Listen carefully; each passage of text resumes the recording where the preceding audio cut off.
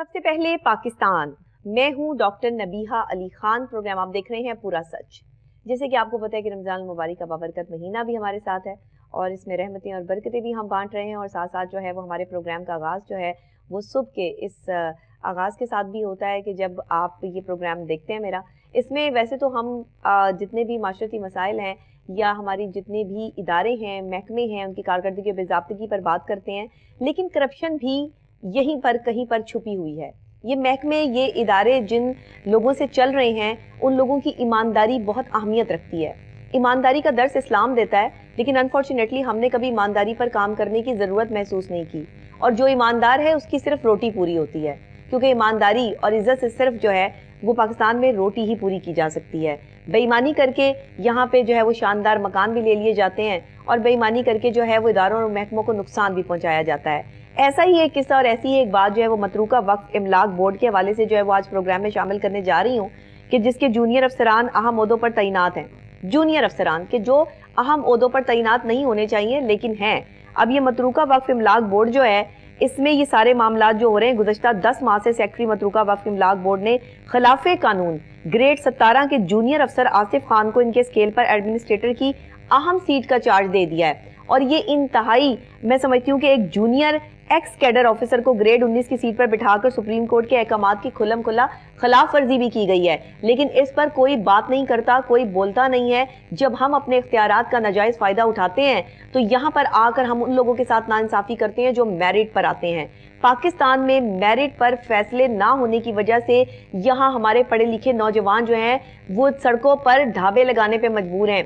छोटे छोटे जो है वो उन्होंने कैफेटेरिया या चाय के ढाबे लगाए हुए हैं और डिग्री होल्डर्स हैं, क्योंकि सरकारी नौकरी तो उसको मिलती है जिसके पास जो है वो पर्ची होती है। तो ये मतरूका वक्फ इमलाक बोर्ड की आज जो ये करप्शन की कहानी है, और ख़ास तौर पर ये सेक्रेटरी मतरूका वक्फ इमलाक बोर्ड जो हैं जो खिलाफे कानून जो है एक छोटे स्केल से बड़े स्केल तक लोगों को शिफ्ट कर रहे हैं, ये किस कानून के तहत है, आज हम इस पर जो है वो बात करेंगे। आइए रिपोर्ट देखते हैं सलमान शाह की, उसके बाद इस पर तफसीलन गुफ्तगू करते हैं। मतरूका वक्फ इमलाक बोर्ड में जूनियर अफसरान अहम ओहदों पर तैनात हैं। गुज़िश्ता 10 माह से सेक्रेटरी मतरूका वक्फ इमलाक बोर्ड ने खिलाफ कानून ग्रेड 17 के जूनियर अफसर आसिफ खान को ऑन पे स्केल एडमिनिस्ट्रेटर की अहम सीट का चार्ज दे रखा है। एक जूनियर और एक्स कैडर अफसर को ग्रेड 19 की सीट पर बैठाकर सुप्रीम कोर्ट के अहकामात की खुल्लम खुल्ला खिलाफवर्जी की जा रही है। Assistant private secretary Asif Khan पर नवाजिशात का सिलसिला कई बरसों से जारी है। आसिफ खान इससे कबल एडमिनिस्ट्रेटर ऑन पे स्केल अर्बन एंड रूरल तैनात था। मतरूका वक्फ इमलाक बोर्ड में छुट्टी के रोज बोर्ड मीटिंग बुला ली गई, जिसमें मुलाजमीन के हकूक के अहम एजेंडा को निकाल दिया गया। इस हवाले से मतरूका वक्फ इमलाक बोर्ड की नेशनल एम्प्लॉय यूनियन ने मुलाजमीन के हक में एहतजाज रिकॉर्ड करवाया। डिप्टी सेक्रेटरी एडमन मतरूका वक्फ इमलाक बोर्ड के खिलाफ दरखास्त जमा। असिस्टेंट सिक्योरिटी अफसर मलक जाहिद की जानिब से डिप्टी सेक्रेटरी एडमन के खिलाफ दरखास्त दे दी गई। दरखास्त के मतन के मुताबिक जब मलक जाहिद अपनी एक दरखास्त के स्टेटस जानने के लिए डिप्टी सेक्रेटरी एडमन के कमरे में गए तो वहां 3 अफराद बैठे थे। जब असिस्टेंट सिक्योरिटी ऑफिसर इजाजत लेकर कुर्सी पर बैठ गए तो अचानक डिप्टी सेक्रेटरी उन्हें मुखातिब करके कहा कि तुम chairman government commission Shoaib cell को मिलने क्यों गए थे? वहां हमारी शिकायत लगाने गए थे? मेरे साथ जो अफराद बैठे ही आर्मी के सीनियर ऑफिसर्स हैं और मुझे डरा धमकाना शुरू कर दिया। डिप्टी सेक्रेटरी ने मुझे धमकी देते हुए कहा कि तुम्हारी फाइल नहीं निकालनी, जो करना है कर लो। Assistant security officer Malak Zahid ने हकाम बाला से दरख्वास्त की है कि डिप्टी सेक्रेटरी एडमन के खिलाफ सख्त से सख्त कार्रवाई की जाए। जी नाज़रीन, देखा आपने, मतरूका वक्फ बोर्ड इमलाक जो है यहाँ पर होने वाली जो आम लोगों की मेरिट पर भर्ती ना होना है, ये एक बहुत बड़ा अलमिया बनता जा रहा है। और छुट्टी के रोज़ भी जो है जी बैठक लगाकर बैठ जाते हैं और फैसले जो है वो होते हैं। कभी जो है वो एडमन के कमरे में चाय पानी और नाश्ता चल रहा होता है और कभी 3 लोग बैठकर जो है वो बातें चीतें कर रहे होते हैं। यहाँ पे बरसों से ये काम जारी है। और आसिफ खान जिसके बारे में हम ये बात कर रहे हैं कि उनको जो है वो उठा के ग्रेड 19 में शिफ्ट कर दिया गया है। ये कबल जो है वो इससे पहले आसिफ खान जो है एडमिनिस्ट्रेटर थे, असिस्टेंट एडमिनिस्ट्रेटर थे, ऑन पे स्केल अर्बन एंड रूरल तैनात था। और उसके बाद जो है वो सेक्रेटरी ETP ने गुज़िश्ता बरस अप्रैल 2024 में आसिफ खान को जोनल एडमिनिस्ट्रेटर ऑन पे स्केल 6 माह के लिए चार्ज दिया था। अब जो ताहाल आसिफ खान के पास जो है वो मौजूद है। बहरहाल जूनियर आउट ऑफ कैडर के हवाले से ये सारा मामला हो रहे हैं कि जूनियर्स को सीनियर्स की सीट पर, देखें आप एक नाअहली का एक ऐसा अंबार लगा रहे हैं पाकिस्तान में कि आप ये आने वाली नस्लों के साथ ज्यादती कर रहे हैं।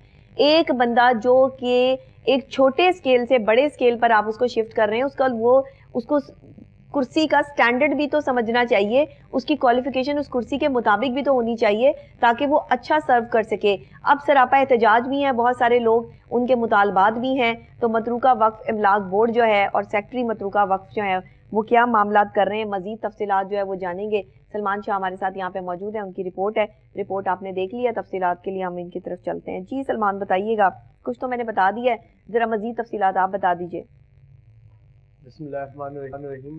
نبی جس طرح آپ نے ذکر کیا ہے پروگرام میں اپنے پروگرام کے آغاز سے ہی کہ جو ایکس کیڈر, اصل میں نبی یہ out of cadre, x cadre اور اس میں ان کی تعیناتی, پروموشنز اور آن پے اسکیم, یہ ریسنٹلی ہماری جو عدالتوں نے بھی اس میں فیصلے کے خلاف کیے ہوئے ہیں کہ جو یہ ہماری جو معزز کورٹس ہیں ان کا یہ کہنا ہے کہ جو بھی آن پے اسکل افسر لگایا جاتا ہے اگر مجبوری میں نہ لگایا جائے تو وہ چہیتا ہوگا, جی اس کو آپ اسپیشل فیور دے رہے ہیں, جی نیپوٹزم کا ورڈ ایک یوز کیا گیا اس کے اندر. جی اچھا, اسی طرح نے بھی جو آؤٹ آف کیڈر ہے, ایکس کیڈر جسے کہتے ہیں, وہ اس طرح ہوتا ہے کہ ایک انسان فار ایگزامپل وہ ڈرائیور ہے, جی آگے جا کے آپ اس کو کلرک میں پروموشن دے دیتے ہیں. جی دیکھیں یہ آؤٹ آف کیڈر پروموشن ہوگی ہے, صحیح, اسے ایکس کیڈر بھی ہم کہتے ہیں. بالکل ٹھیک. دیکھیں ایک ڈرائیور ہے, اس کو علم ہی نہیں ہے کہ جو اکاؤنٹس ہے اس کو سسٹم کو کیسے سنبھالنا ہے, جی تو کیسے مینٹین کرنا ہے, تو آپ اس کو کیسے آپ ایک پروموٹ کر سکتے ہیں. یا تعیناتی ہم اس طرح کہہ سکتے ہیں نبیہ کہ ایک آپ ٹرک ڈرائیور کو یا آپ ایک ٹرالا ڈرائیور کو, بس ڈرائیور کو, سرکاری ملازم کو آپ اٹھا کر آپ سینئر کلرک کی سیٹ پہ بٹھا دیں. جی تو یہ بھی دیکھیں عام سمجھ سے باہر ہے نا. آپ میں ہم چیز کو سوچیں تو ہماری بھی سمجھ میں چیز نہیں آئے گی کہ کس طرح ایک ان اسکلڈ پرسن کو یا اسکلڈ پرسن کو ایک آپ اس کی جو رینج ہے اسے آپ باہر کر رہے ہیں. نبیہ دوسرا جس طرح ذکر کیا آصف خان کا, یہ اسسٹنٹ سیکیورٹی آفیسر ہیں گریڈ 17 کے, ایک 17ویں اسکیل کے انہوں نے فرد کو 19 میں ایکس کیڈر پرسن ہو گیا اور آن پے اسکیل لگایا ہوا ہے. اچھا, یہ تمام چیزیں نبیہ اس کی پیچھے وجوہات ہوتی ہیں. یہ نہیں کہ ڈپارٹمنٹ کے پاس قابل ملازمین نہیں ہیں یا ان کے پاس مین پاور کی کمی ہے. ہوتا یہ ہے کہ ایک آن پے اسکیل آفیسر کیونکہ وہ چھوٹے گریڈ کا ہوتا ہے, جونیئر ہوتا ہے, اس کو اس لیے ایک بڑی سیٹ پر لگا دیا جاتا ہے تاکہ اس کا ہم اس کو کام کہیں تو ہمارے نہ کریں.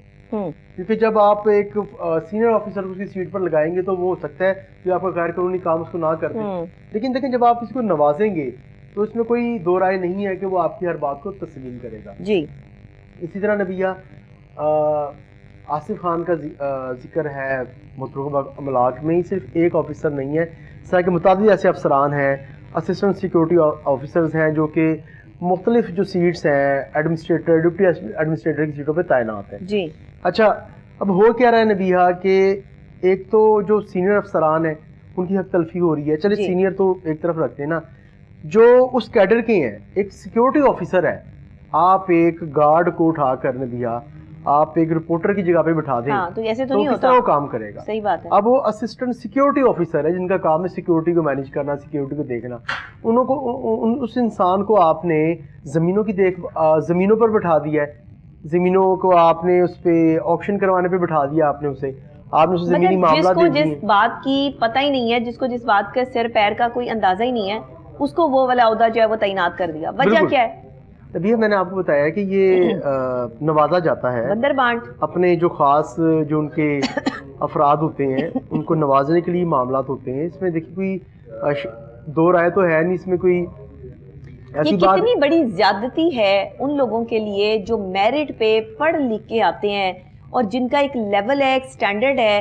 مجھے بتائیں جس ملک میں تعلیمی ڈگری کا معیار آپ نے اتنا گھٹا دیا ہو کہ وہاں پہ سرکاری سیٹوں پر آپ نے اپنی مرضی کے اور نا اہل لوگ بھرتی کیے ہوئے ہوں جن کو پتہ بھی نہیں ہے, مطلب چٹے ان پڑھ جن کو کہتے ہیں آپ, ان سے آپ بات کر لیں نا تو آپ کو اندازہ ہو جائے گا کہ ان کی لینگویج کیا ہے. انہیں بات کرنے کی تمیز نہیں ہے.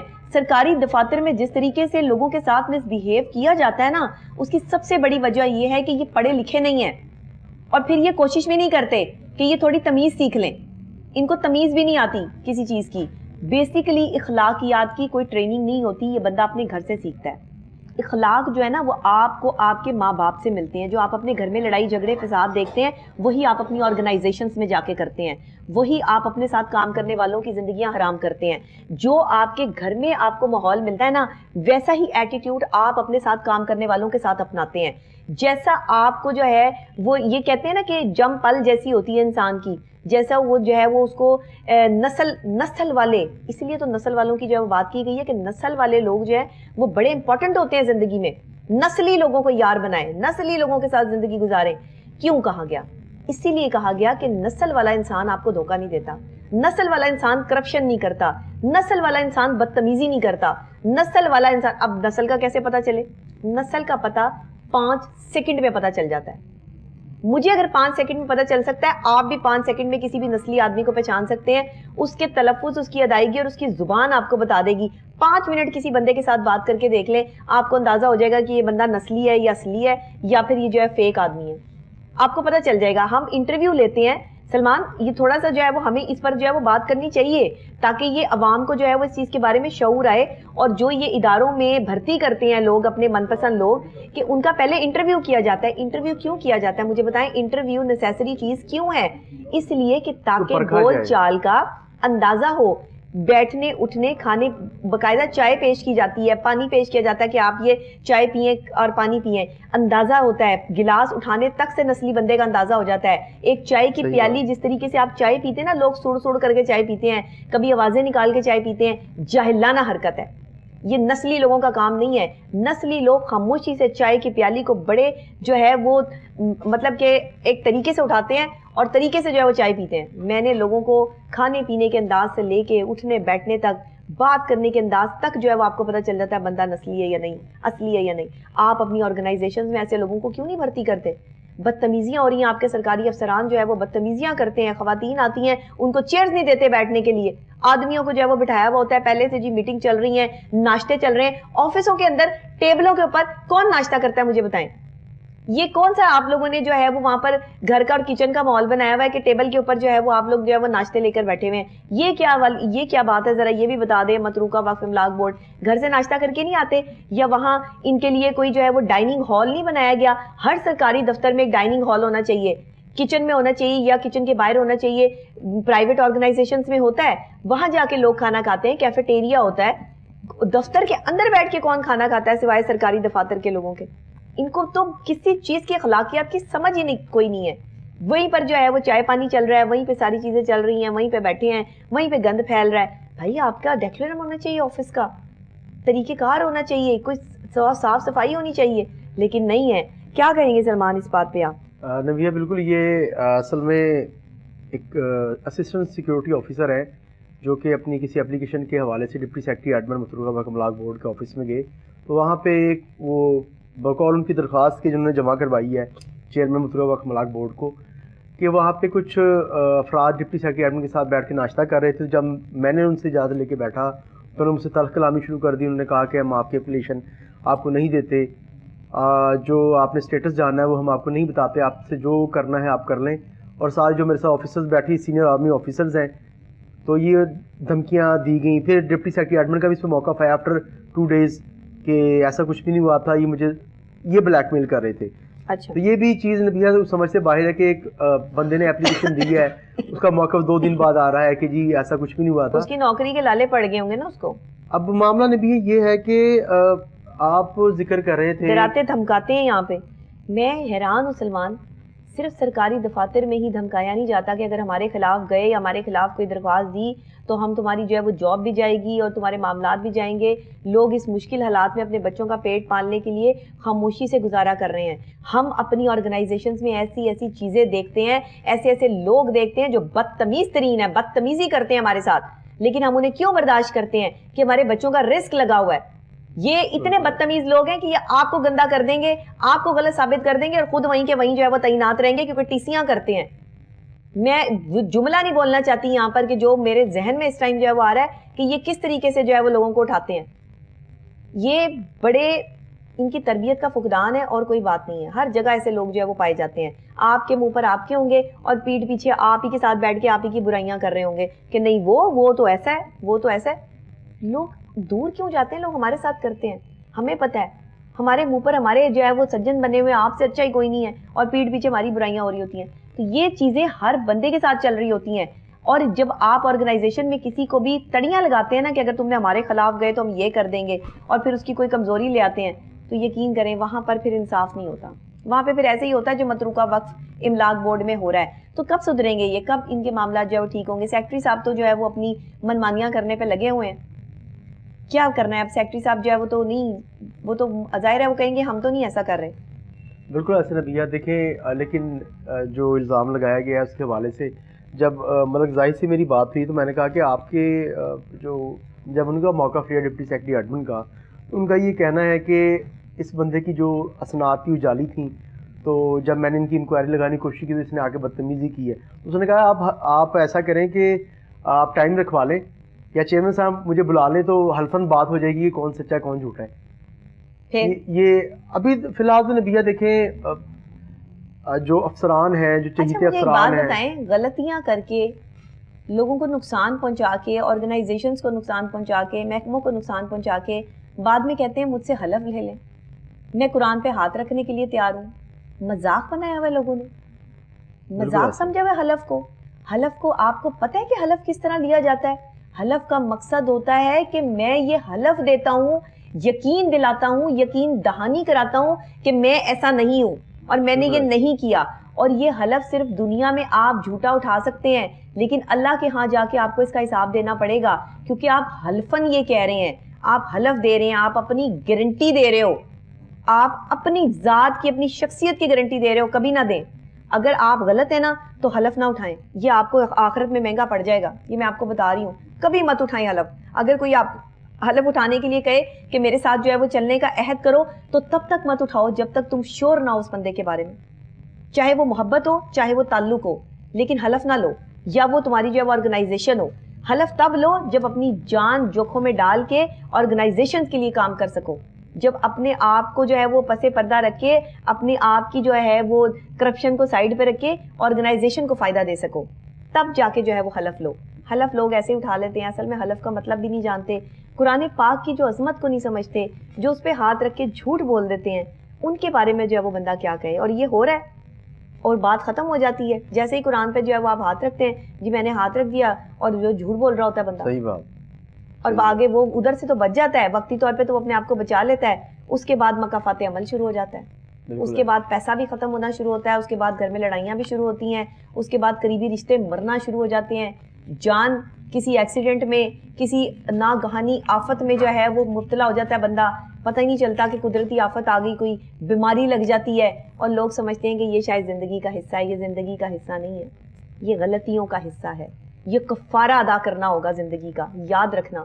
یہ کفارے باز آ جائیں, کرپشن سے باز آ جائیں. زندگی بہت مختصر ہے, اگلے لمحے کا بھروسہ نہیں کہ آپ میں کل ہم ہوں گے بھی کہ نہیں ہوں گے, اگلا سانس بھی ہمیں آئے گا کہ نہیں آئے گا.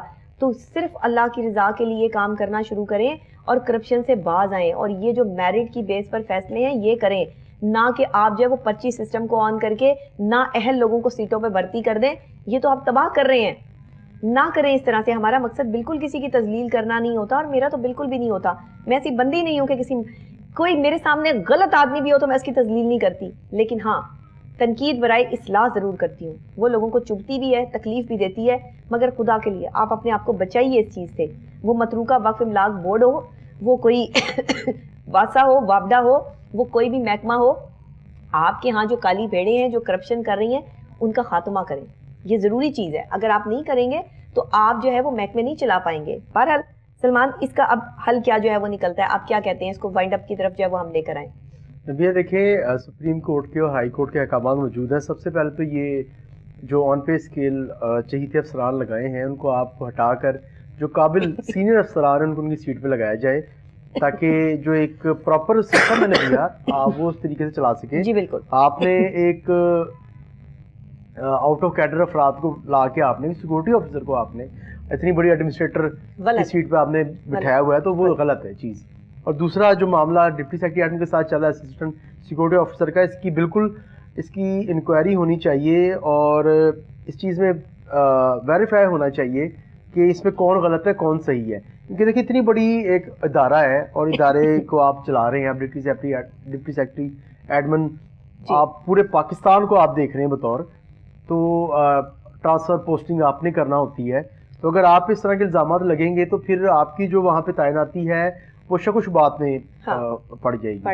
برائے مہربانی اس چیز کو آپ دیکھیں. بالکل صحیح ہے. ہم نے آج کا پروگرام اسی لیے کیا کہ سیکٹری متروکہ وقف املاک بورڈ جو ہے وہ اپنے کیے پر جو ہے وہ اگر وہ سمجھتے ہیں کہ انہوں نے غلط کیا ہے تو اس کو فیصلے کو واپس دیں، نہ اہل لوگوں کو سیٹوں پہ بھرتی نہ کریں. آگے آنے والے وقت میں آپ کے لیے بھی مشکلات پیدا ہوں گی، کیونکہ آپ ایسے بندے کو سیٹ پہ بٹھا رہے ہیں جس کو پتہ ہی کوئی نہیں ہے کہ سیٹ کو چلانا کیسے ہے. کرسی بہت بڑی نعمت ہے اور بہت بڑی بلیسنگ ہے. اگر کسی کو ملتا ہے کوئی رتبہ یا کوئی، تو یہ آپ اگر کسی کو کوئی مقام دے رہے ہیں، کوئی رتبہ دے رہے ہیں، تو بندہ بندہ دیکھ کے دیں. خدا کے لیے بندوں کو ان کا حق دینا شروع کریں، اللہ آپ کو آپ کے حق سے نواز دے گا.